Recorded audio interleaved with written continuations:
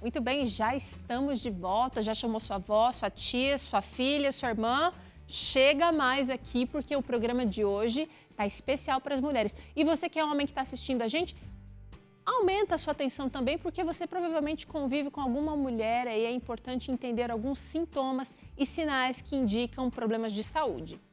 Bom, os hormônios são substâncias produzidas pelas glândulas que compõem o chamado sistema endócrino. Cada hormônio tem a sua função diferente, mas alguns trabalham em conjunto. E hoje a endocrinologista e metabologista doutora Alessandra Henke está aqui para nos explicar como identificar sinais de desequilíbrio hormonal nas mulheres e como, gente, essas funções interferem diretamente na nossa saúde. Mas eu gosto também, além do especialista aqui participando com a gente à distância, é muito bom ter a sua participação. Então manda aqui sua mensagem pra gente. O nosso WhatsApp é 0 operadora 12 982660004. Vou repetir, porque eu acho que você não pegou ainda, né? 0 operadora 12, anota aí, DDD 12 982660004. Já pode salvar esse número aí no seu WhatsApp, porque é o contato aqui do Vida e Saúde. Aí você manda sua dica, sugestão, sua pergunta para a doutora, que a gente vai tentar trazer na medida do possível aqui a sua participação. E já aproveita, conta quem é você e de onde você está falando. Combinado? Doutora Alessandra, muito prazer receber você aqui mais uma vez no Vida e Saúde, falando de um assunto tão importante.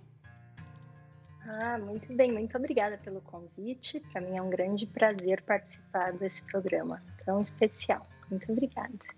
Doutora, é o seguinte, essa história de hormônio é confusa para muita gente. Queria que você desse assim um panorama geral. Como é que os hormônios funcionam no nosso organismo? Eles também são conhecidos como mensageiros. Explica pra gente por quê. Então, esse é um assunto muito interessante e é o universo encantador do sistema endocrinológico. Então, a gente sabe que os hormônios são diversas substâncias produzidas por diversas glândulas do nosso corpo, né? E cada um tem uma ação específica e em determinados órgãos ele vai atuar de formas diferentes. Ou seja, eles são produzidos e secretados pelas glândulas e muitas vezes eles vão atuar distante dessa glândula onde ele foi produzido, em órgãos onde ele então funcionaria como mensageiro. Ele leva sinais, informações para a função dos outros órgãos. Eles trabalham em conjunto, como você mencionou, e às vezes discretas alterações em alguns deles podem causar sintomas desagradáveis em homens e mulheres. Realmente, parece que são substâncias tão assim ingênuas, né? Mas um leve desequilíbrio causa problemaços em casa, no trabalho. Haja vista aí o seu período de TPM. Você que está assistindo a gente aí sabe do que eu estou falando. É aquele momento em que um probleminha assim se torna um monstro cabeludo aí para você digerir. Doutora, você já falou aí, né? O que significa desequilíbrio hormonal? Por que pode surgir um desequilíbrio? Então, é bem interessante isso, porque a gente pode ter tanto deficiência de determinados hormônios, a gente pode ter excesso de determinados hormônios quando existe algum problema em glândulas específicas que causem excesso de produção ou deficiência, então, esses determinados hormônios, mas a gente pode ter também uma alteração da função dos hormônios nos seus receptores. Então, às vezes, os hormônios estão em níveis adequados, porém, os receptores têm essa alteração de sensibilidade. Isso é relativamente comum, principalmente nos dias atuais, já que isso pode ser causado por diversas substâncias químicas e tóxicas comuns no nosso ambiente, desde poluentes, produtos de manufatura de plásticos e agrotóxicos. Então, essas substâncias todas podem causar alteração aparentemente hormonal, mas devido à alteração do receptor, a forma como o receptor recebe essa substância. E aí o outro ponto importante além de excessos, deficiências e alterações do receptor, a gente pode ter apenas um desequilíbrio, como você citou bem no caso da menopausa, no caso da TPM, em que o estrogênio tem uma redução relativa dos seus níveis e a progesterona um aumento relativo, ou seja, não existe deficiência, porém esse desequilíbrio pode também causar diversos sintomas, como grande parte das mulheres conhece. Eu tô rindo aqui porque eu tava me arrumando agora para chegar aqui no programa e as meninas do camarim estavam falando, nossa, eu falei, nossa, ontem tava de TPM, parece que nada tava se ajustando muito. Aí, mas eu falei, mas hoje eu já tô mais tranquila. Aí a minha amiga falou assim, não, eu tenho TPM antes, durante e depois do ciclo menstrual. Então, realmente, os hormônios mexem muito com a gente. Agora, quem vê de fora assim, doutora, somos mulheres todas belas, plenas. Quero abrir aqui e mostrar, gente, olha, somos todas diversas, lindas, maravilhosas, realizamos muitas coisas, mas quando o desequilíbrio hormonal acontece no nosso organismo, surgem sintomas que eu queria que você comentasse um pouco pra gente aqui. Eu vou começar falando desse sintoma aqui, doutora. Ó, sudorese inexplicável. Tá todo mundo com frio e a mulher tá lá suando bicas. Exatamente. Então, a gente tem que pensar que todas essas alterações que a gente vai mencionar hoje, elas podem não ser específicas de alterações hormonais, ok? Já que outros fatores também podem causar. Mas esse é um sintoma que está muito associado a algumas alterações, principalmente o hipertireoidismo, que é quando a tireoide produz hormônios em excesso, e também naquele período que a gente chama de síndrome climatérica, que são os anos que antecedem ou os meses que antecedem a menopausa e durante a menopausa. Então, é um calor diferente. No hipertireoidismo é uma coisa constante. As mãos ficam mais úmidas e pegajosas e o calor é meio que constante. E na menopausa são aqueles conhecidos fogachos. Tá? Mas pode acontecer essas duas situações. Você falou que pode acontecer, por exemplo, na menopausa, né? Pré-menopausa também, mas também o hipertireoidismo pode ser em várias fases da vida, né, doutora? Então não tem muito uma... Sem dúvida. Não, justamente, porque no caso da menopausa é por falta do estrogênio. E no caso do hipertireoidismo, por excesso de hormônio tireoidiano. Tá. Então, vamos para um próximo sintoma aqui. Ó, tá a mulher bonitona, mas de repente ela começa a sentir pressão arterial e frequência cardíacas alteradas. Então, também isso pode ser por diversas causas, mas existem causas endocrinológicas de hipertensão e especificamente associado à taquicardia também o hipertireoidismo, ou seja, excesso de hormônio tireoidiano, e existe uma alteração que é bem mais rara e pouco comum, mas que é uma alteração das glândulas suprarrenais, em caso às vezes de tumores produtores de catecolaminas. Isso já é bem mais raro, mas acontece e a gente tem que estar atenta. Mas essa mudança aqui, ela vai alterar drasticamente. Não é uma pessoa que já tem um histórico de pressão alta. Então, aí ela precisa procurar a causa, né? Exatamente. De repente, assim, não tem histórico familiar, a pressão nunca... E, de repente, sobe bastante e com muitos sintomas. Precisa procurar atendimento. Vamos dar uma olhada nesse próximo sintoma aqui, o desejo sexual reduzido. Essa talvez seja uma das queixas mais comuns das mulheres nos dias atuais. Tem muito a ver com fatores de estresse, preocupações, talvez até mais relação com isso do que fatores hormonais em si. É mesmo? Mas é muito comum em mulheres, às vezes, que usam anticoncepcional, já que pode haver uma inibição da produção endógena de alguns hormônios, e também nesse período de síndrome climatérica e menopausa. Mas é comum em várias idades. Bom, e eu imaginei eu achei até que o estresse pudesse alterar hormônios que de repente pudessem ajudar nesse desejo sexual, mas talvez seja mais uma coisa de fora para dentro, então. Seria multifatorial, mas também tem ação hormonal, sim. Excesso de cortisol levando a uma série de processos. Tá. Olha esse outro sintoma, doutora, dificuldade para dormir. Também é uma queixa muito comum atualmente, muito comum. E aí, se formos pensar em problemas endocrinológicos, novamente, hipertireoidismo, que pode dar insônia, irritabilidade, e também os fogachos e alterações da síndrome climatérica interferem bastante no sono. Eu acho que diríamos principalmente estes dois. Tá. Olha, tem mais um aqui que é a sensibilidade ao calor e frio. que deve estar relacionada com a sudorese inexplicável ou não, doutora? Não necessariamente, porque falamos lá do hipertireoidismo. E aí, neste caso, o hipotireoidismo, que é o contrário do hiper, né? Ou seja, a falta da produção adequada do hormônio tireoidiano pode causar intolerância ao frio. Então, os pacientes sentem mais frio do que o normal, né? E aí, variações de temperatura são muito comuns quando as mulheres têm fogacho. E aí, lá na síndrome climatérica, vem aquele calor seguido de um frio. Tá. E então, de novo, tireoide e alterações da menopausa são os que mais comumente trazem este desconforto. Quanto desconforto, gente, quanta mudança pode indicar, então, alteração hormonal? Mas não acabou não, porque tem essa belezura aqui que parece que tá tudo bem por fora, mas olha, ela ganhou ou perdeu peso rapidamente. Ai, só isso aqui, só esse sintoma já acaba com a mulher. Exatamente. Às vezes o primeiro, principalmente, né? Embora a perda de peso possa, às vezes, estar associada a alguma doença, geralmente quando a mulher começa a perder peso, ela até fica um pouco feliz, não se incomoda.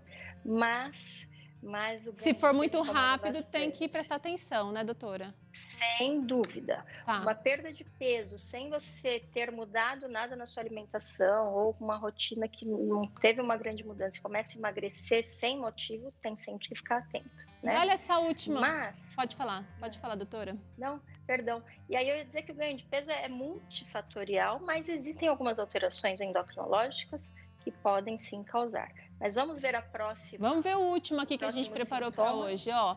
Queda de cabelo. Também, muitas mulheres reclamam disso, hein? Também. No fim, então, de todos os sintomas que a gente mencionou, alterações da tireoide quase que se encaixam em todas elas. É verdade. Inclusive na queda de cabelo, tanto com o hipo quanto com o hipertireoidismo.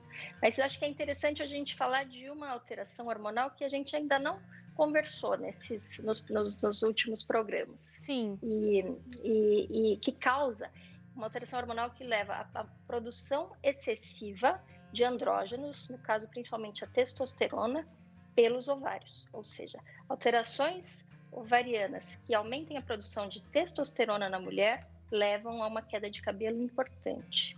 Ok? Mas que doença é essa que você está falando? Por que ela acontece? Então, essa é uma doença que chama síndrome do ovário policístico. Mas é interessante que nem sempre as pacientes que têm essa alteração terão os ovários policísticos, ok? E por isso, às vezes, as pessoas não sabem que tem e às vezes o diagnóstico é um pouco mais difícil de ser feito. Mas ela costuma cursar, então, com o aumento desses andrógenos, principalmente testosterona, levando à queda de cabelo e também ao aparecimento de acne e pelos em regiões que não seriam esperadas para as mulheres. Além disso, está associada também a uma predisposição ao ganho de peso. Então, você vê que esses dois últimos sintomas teriam a ver também com esta alteração, que é muito comum. Então, a gente, se começam a surgir esses sintomas, a gente pode levantar a suspeita de ovário policístico, mas tem que fazer o diagnóstico com o médico. Agora, tem outras doenças relacionadas à síndrome do ovário policístico? Sim. E são doenças comuns do nosso dia a dia. Por isso, é muito frequente que, anos depois de queixas de pacientes de ganho de peso progressivo, acne, queda de cabelo, a gente vai ver que, na verdade, tinha um motivo hormonal, uma alteração endocrinológica para isso, e como predispondo a este ganho de peso. Então, essas mulheres têm mais tendência de ganho de peso ao longo da vida e a uma resistência à ação da insulina, que predispõe futuramente também a diabetes e risco cardiovascular aumentado. Então, é algo que tem um desfecho que é desagradável e que, às vezes, a gente consegue evitar se a gente conseguir fazer algumas mudanças mais cedo na vida. Então fala dessas mudanças, porque eu sei que estilo de vida está intimamente relacionado com esse controle, atividade física, alimentação mais regulada. Tá sim, a gente não está falando uma coisa fora da ciência, né, doutora? De forma alguma. Essa é a primeira recomendação, inclusive, para quem tem alterações desse tipo, tá? Então, a gente sempre insiste nisso e aí, às vezes, as pessoas pensam, mas vocês sempre falam isso, porque isso é fundamental. fundamental. Então, exercício, sono adequado e uma alimentação adequada, sempre priorizando os alimentos in natura, né, os alimentos mais naturais possíveis. Acho que o principal é sempre tentar evitar os alimentos ultraprocessados e ricos em açúcar e carboidratos refinados. Isso tem uma relação direta com a resistência insulínica. Muito bom. Olha só, chegaram interações aqui importantes que eu queria trazer aqui para a doutora nos ajudar. A Kátia Machado, de Floripa, diz o seguinte: após a gravidez, tive baixa na produção de testosterona. Tem algo que eu possa fazer para melhorar? É a pergunta dela. Boa pergunta, Kátia. Beijo para você. Sem dúvida, Kátia. Obrigada pela pergunta. Então, assim, a gente tem que pensar que após a gestação e aí nos meses aí de amamentação, a gente tem redução praticamente de todos os hormônios. O único que fica um pouco mais alto é a prolactina, que tem o efeito de inibir mesmo esses hormônios. A melhor forma da gente ajustar isso e melhorar níveis de testosterona, de hormônio de crescimento, que vão ter a ver com a melhora da nossa composição corporal, é a atividade física. Tá? Sem dúvida, exercício, um sono adequado. Legal. Eu acho que tem que ter um cuidado, porque a gente tem visto muito reposição de testosterona nesses momentos e não há uma indicação para isso, ok? E aí então, bora fazer o que dá para fazer, atividade física e repousar. Vamos usar a rede de apoio para alguém te ajudar com esse cuidado do bebê. Tem mais uma interação, doutora? Olha aí, anonimamente alguém mandou aqui: gostaria de saber se problemas hormonais impedem a mulher de engravidar. Boa pergunta também. Sem dúvida, sem dúvida. E essa é uma questão muito frequente hoje no consultório, é um problema muito comum. E este diagnóstico que a gente mencionou, a síndrome de ovários policísticos, que acomete até 16% das mulheres, né? Então é uma prevalência alta, é uma causa de infertilidade. Ok? Então, e o tratamento às vezes é muito simples, vale a pena procurar ajuda. Este é um dos motivos, então, de infertilidade. Óbvio que existem outras alterações hormonais que também podem estar associadas. Tem que investigar. A última de hoje, doutora, estou abusando aqui, mas traz aqui, joga na tela a última interação de hoje. Anônimo também, tenho 31 anos e não tenho desejo sexual, tenho dificuldade para dormir e não menstruo. Isso é normal? Essa pessoa está querendo saber. Boa pergunta, que só ótimas perguntas hoje, gente. Muito boas perguntas. Não é normal, né? Na verdade, se a gente for pensar na nossa vida estressante e aí pensar que a libido não está boa, o desejo sexual não está bom e o sono também não, isso é comum devido ao estresse. Agora, não menstruar não é normal. E aí, de novo, a síndrome de ovário policísticos pode causar isso, né? As pessoas, às vezes, as mulheres ficam meses sem menstruar. E aí o desejo sexual reduz, até porque você não está se sentindo bem por diversas questões. E outras alterações, como excesso de prolactina, as amenorreias, né? Que são ausência de menstruação por um período superior a 3 meses, sempre tem que ser investigadas. Tá. É importante procurar ajuda. Bora correr atrás disso, minha querida. Corra atrás para você se cuidar aí, viu? Doutora, muito obrigada por tantos esclarecimentos no programa de hoje. A gente se encontra numa próxima. Muito obrigada. Bom, e olha, não é só a saúde física que é afetada com o desequilíbrio hormonal da mulher. A gente sabe que também o emocional fica sofrido. E é sobre isso que a gente conversa agora, ao vivo, com a repórter Ana Min Tureta, que está acompanhada de uma psicóloga. Boa tarde, Ana Min. Oi, Teru, boa tarde para você que está acompanhando a gente aí no Vida e Saúde. Pois é, por isso é tão importante manter a saúde física e mental em dia. Eu estou aqui com a Joyce Sanches, que é psicóloga, e ela vai explicar para a gente. Joyce, fala para a gente por que o desequilíbrio hormonal acaba afetando também o emocional. Boa tarde. Boa tarde. A gente precisa levar em consideração que temos estímulos externos e os estímulos internos. E no interno tem a questão hormonal. Então, o hormônio vai dizer muito sobre o meu comportamento, sobre as minhas emoções, a forma como eu estou lidando com tudo. O hormônio tem forte ligação com tudo isso. E aí, quais são os principais problemas que as mulheres enfrentam, aí, os problemas emocionais, quando existe essa disfunção hormonal? No topo, a gente tem a depressão, a ansiedade e a irritabilidade. Agora, esses problemas, eles podem... Como que a gente pode saber se a mulher tem esse problema em decorrência dessa disfunção hormonal ou se é algum outro fator? Como que isso é diagnosticado, Joyce? Tá, a gente precisa levar em consideração que tem várias coisas para ser analisada, né? Primeiro que o estilo de vida é muito importante. Então, como que é a alimentação, se tem a prática ou não de atividades físicas, como que é o histórico familiar daquela pessoa, se já tem disfunções hormonais envolvidas, se não tem, se ela está tendo muita alteração do humor, ficando muito deprimida, ficando muito ansiosa. Então, a pessoa ela tem que olhar para ela e identificar se está tendo ou não alguma mudança de comportamento.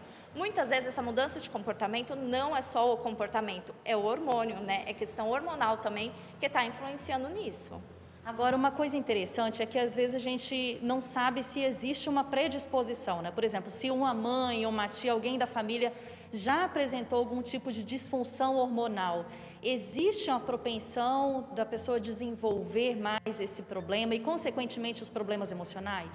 Sim, se a gente já tem na genética, tem que ficar um pouquinho mais alerta que existe sim essa possibilidade. Porém, o comportamento também influencia na questão hormonal. Tendo comportamentos saudáveis, hábitos de vida saudável, a gente consegue interferir nisso também.